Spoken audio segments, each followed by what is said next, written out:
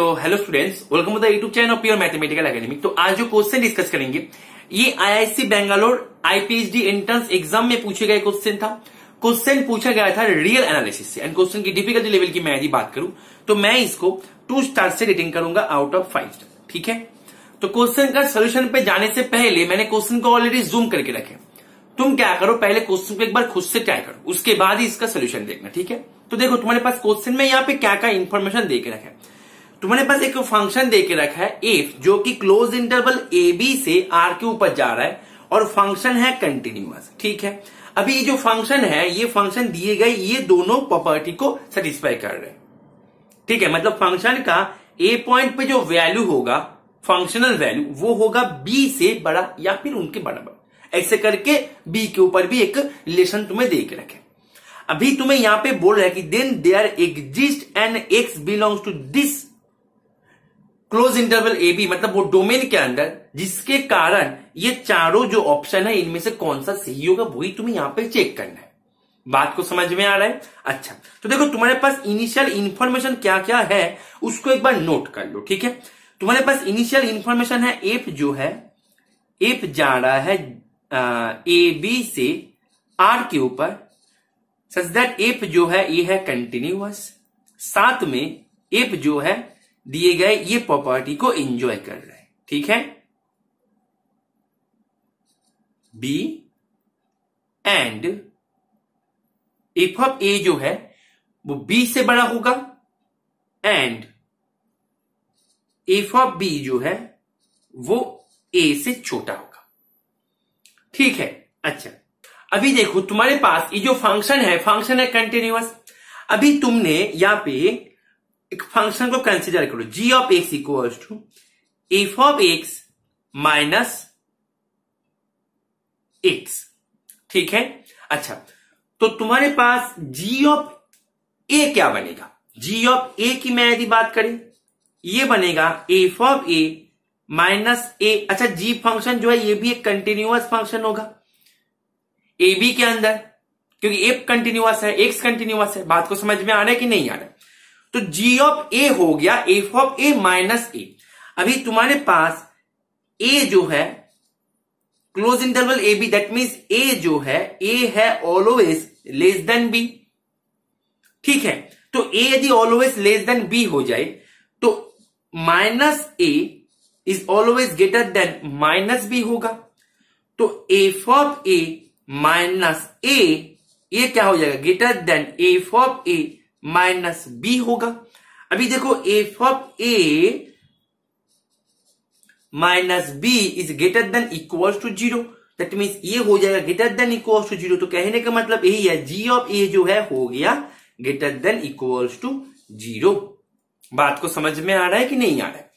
अभी जी of b जो है इसको निकालो, f of b minus b. ठीक है, अच्छा अभी देखो f of b minus b.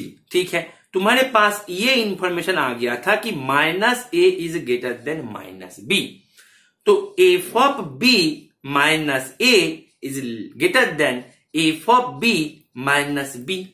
अभी तुम्हारे पास यहां पे क्या था? F of b minus a is less than equal to 0, तो f of b minus a is less than equal to 0। That means यहां से तुम्हें यह पता लग गया कि f of b minus b is less than equal to 0, तो ये जो है ये हो गया लेस देन इक्वल टू 0।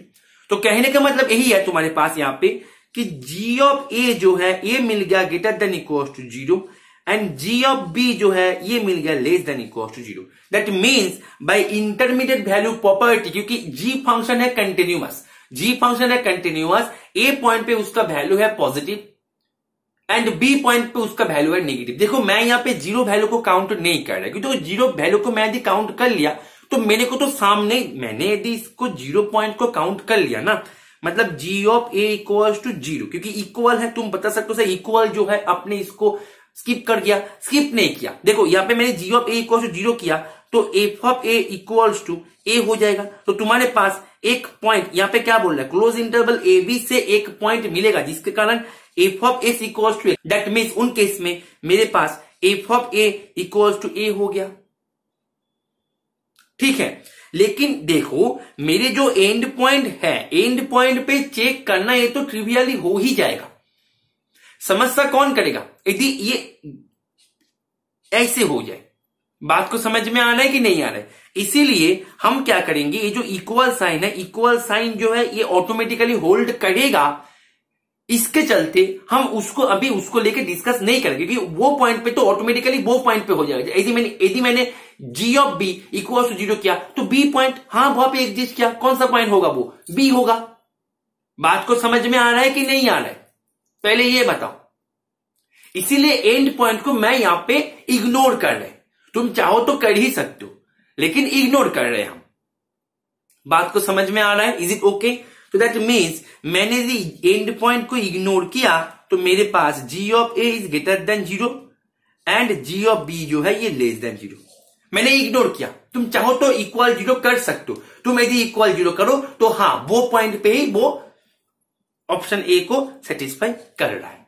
यहां पे क्या बोला गया है कि देयर एग्जिस्ट, एक मिल जाए यहां से, हाँ तो वो उन केस में एंड पॉइंट ए ही मिल गया उन केस में। बात को समझ में आ रहा है? इज इट ओके और नॉट? तो इसी के कारण हम एंड पॉइंट को यहां पे इग्नोर कर रहे हैं। तो by intermediate value property there exist a c belongs to open interval a b. मैंने एंड पॉइंट को इग्नोर किया, थोड़ी देर पहले यही तो समझा रहे थे, इसलिए मैंने ओपन इंटरवल दिया। Such that f of c equals to c. That means मैंने दी सी जो है, सी का नाम मैंने दी एक से रिप्लेस किया। नाम में क्या है, मैं तो रिप्लेस कर ही सकते हैं।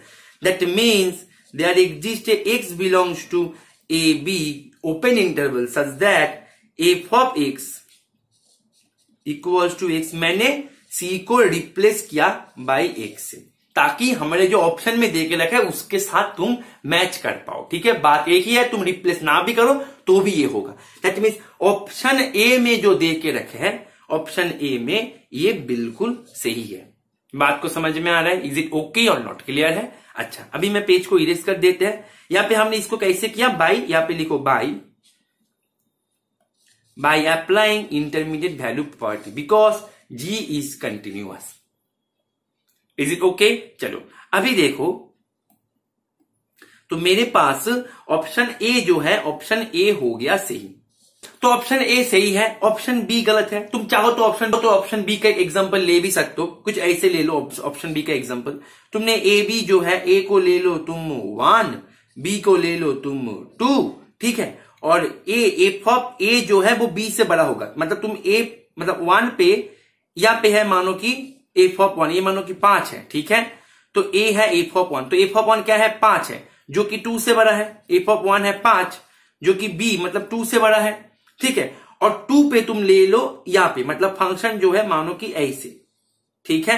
मतलब 2 पे फंक्शन का वैल्यू आ गया मानो कि हाफ। तो एफ ऑफ 2 जो है इसके वैल्यू है हाफ, जो कि छोटा है 1 से, मतलब ए से। ए क्या है, यहाँ पे 1 है, तो तुम चाहो तो ऐसे कर सकते हो। और ये जो फंक्शन है देखो, यहाँ पे एफ ऑफ 1 जो है वो बी से बड़ा, मतलब एफ ऑफ 1 जो है वो क्या हुआ, बी से बड़ा हुआ। एंड एफ ऑफ 2 जो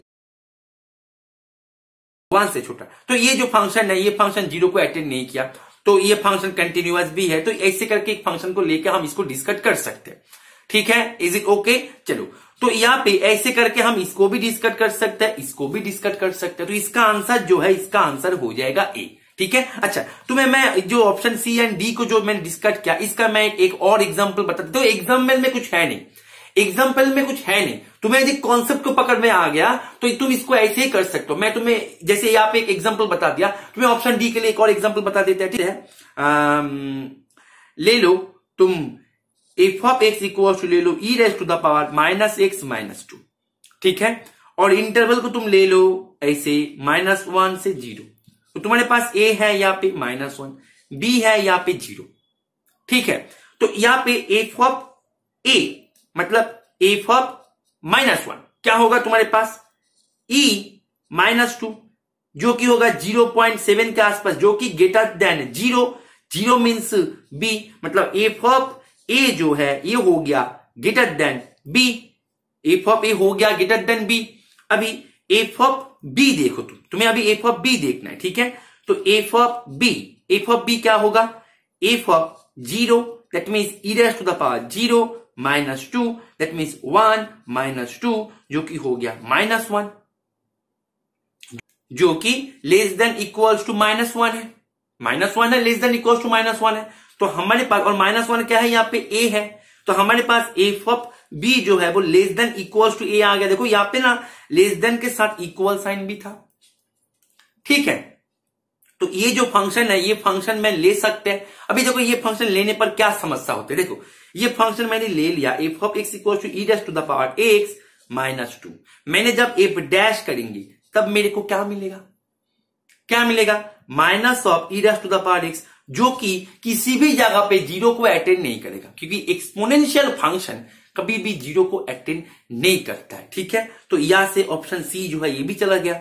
एफ डबल डैश एक्स ये क्या हो जाएगा, ई रास टू द पावर -x, ये भी ऑप्शन डी को डिस्कट किया। मतलब ये जो है कभी भी जीरो को अटेंड नहीं करेगा, लेकिन यहाँ पे बोल रहा है कि जीरो को अटेंड करेगा। तो ये एग्जांपल से भी हम इसको डिस्कट कर सकते हैं। जैसे मैंने बताया था ना कि एग्जांपल पे कुछ भी नहीं है, तुम चाहो तो एग्जांपल यहाँ पे खुद बैठ के काउंट कर सकते हो। बात को समझ में आ रहा है कि नहीं आ रहा है, ठीक है। दैट मीन्स इसका मैं यदि आंसर की बात करें, इसका आंसर हो जाएगा ए, ठीक है। तो आशा करते हैं ये सॉल्यूशन तुम्हें समझ में आ गया होगा। बहुत ही इजी था। यहाँ पे हमने इंटरमीडिएट वैल्यू प्रॉपर्टी का कॉन्सेप्ट जो है, कॉन्सेप्ट को यूज करके ये किया था, और ये था सिंगल चॉइस में, ठीक है। सिंगल चॉइस का क्वेश्चन था ये। इसका आंसर जो है आंसर हो जाएगा ए। तो आशा करते हैं ये सॉल्यूशन तुम्हें समझ में आ गया होगा। और तुम जो भी एग्जाम के लिए तैयारी करो, तुम यदि तुम्हारे कॉन्सेप्ट को ऐसे ही सीख के तुम्हारे प्रिपरेशन को एक सिस्टमेटिक वे में लेना चाहते हो, then you can also enroll yourself in our regular courses. हमारे रेगुलर कोर्सेस में ज्वाइन करने के लिए तुम्हें करना क्या होगा, जो स्क्रीन पे दिए गए नंबर है ना, ये नंबर पे तुम्हें कॉल कर लेना है या फिर व्हाट्सअप कर देना है, ठीक है। और तुम यदि तुम्हारे प्रिपरेशन को एक हाई क्वालिटी टेस्ट सीरीज के माध्यम से आगे लेके जाना चाहते हो, एक ऐसे टेस्ट सीरीज जो कि कोई भी प्रीवियस ईयर क्वेश्चन को कंटेन नहीं करता है, जो भी क्वेश्चन को कंटेंट करता है एकदम high quality and totally new question को कंटेंट करता है, then you can enroll yourself in our test series courses, जो कि सेपरेटली आते हैं, ठीक है। तो उसके लिए भी तुम्हें इसी नंबर पे ही कॉल कर लेना है या फिर व्हाट्सअप कर देना है, ठीक है। तो आशा करते हैं ये सॉल्यूशन को तुम्हें समझ में आ गया होगा और तुमने इसको एंजॉय किया। ओके चलो, थैंक यू, हैप्पी लर्निंग।